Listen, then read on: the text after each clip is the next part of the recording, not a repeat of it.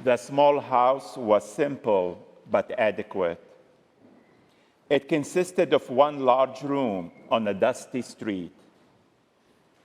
Its red tiled roof was one of many in this poor neighborhood on the outskirts of the Brazilian village. It was a comfortable home. Maria and her daughter Christina had done what they could to add color to the gray walls and warmth to the hard dirt floor. Maria's husband died when Christina was an infant. The young mother, stubbornly refusing opportunities to remarry, got a job and set out to raise her young daughter. And now, 15 years later, the worst years were over since Christina was old enough to get a job to help her mom. But Christina had other plans in her mind. She spoke often of going to the city. She dreamed of trading her dusty neighborhood for the exciting avenues and city life. Just the thought of this horrified her mother.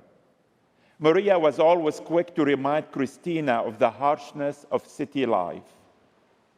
You do not know anyone there. There are many people and jobs are scarce, and besides, you are 15. What would you do for a living? Maria knew exactly what Christina would have to do for a living. Her heart broke when she awoke one morning to find her daughter's bed empty. Maria knew right away what had happened. But she hoped that she was wrong and Christina would walk into the house any moment. A few days went by and no Christina. Maria realized that she had to go and find her. One day, she threw her clothes in a bag, gathered up all her money, and ran out of the house. On her way to the bus stop, she entered a drugstore to get one last thing: pictures. She sat in the photo booth, closed the curtain, and spent all she could on pictures of herself. With her purse full of small black and white photos, she boarded the next bus to Rio de Janeiro.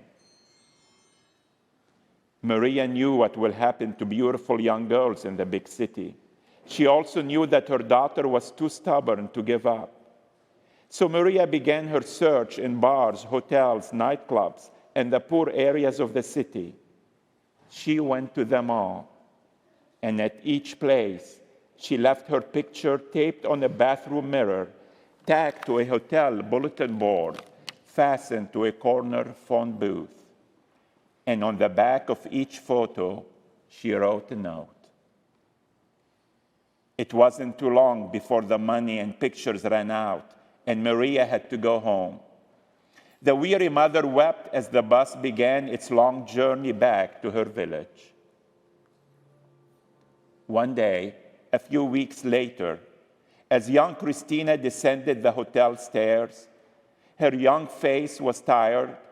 Her brown eyes no longer sparkled with joy, but spoke of pain and fear.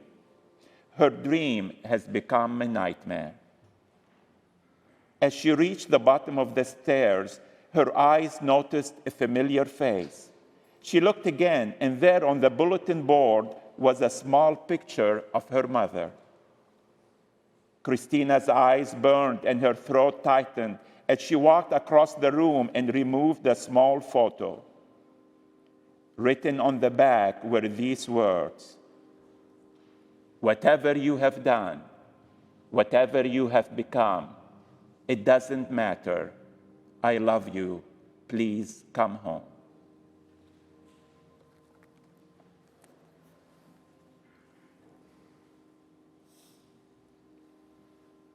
You might be wondering, why did Jesus had to go through all this suffering and this pain and die for us on the cross?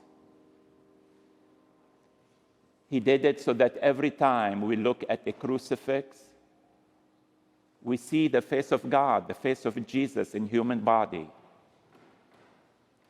And hopefully we hear the words, no matter what you have done, No matter what you have become, it doesn't matter. I love you. Come home.